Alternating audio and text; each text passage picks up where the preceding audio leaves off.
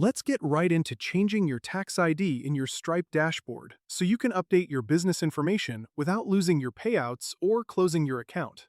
First, log into your Stripe account and look at the top right corner of your screen. Click on the Settings gear icon to open your main account settings.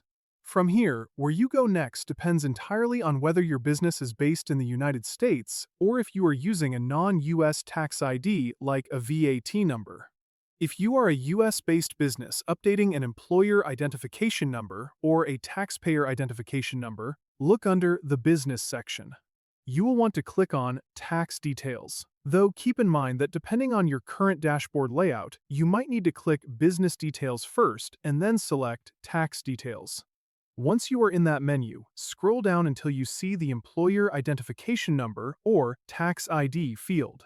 Click the Edit button right next to it. Delete the old number, type in your new EIN or TIN, and make sure to scroll down and click Update at the very bottom to save your changes.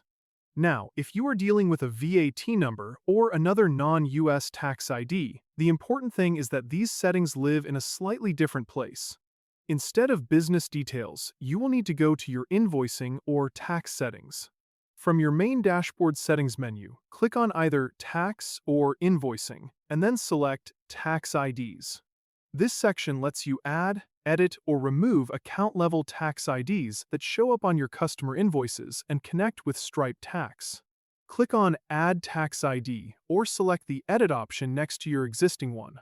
Type your new VAT number into the field and save it. The important thing to remember with both of these methods is that these updates change how Stripe reports your tax ID on your invoices and how it calculates your automated taxes, but it will not disrupt your payouts or force you to close down your account. It updates smoothly in the background. I hope you found this helpful, and I'll see you in the next one.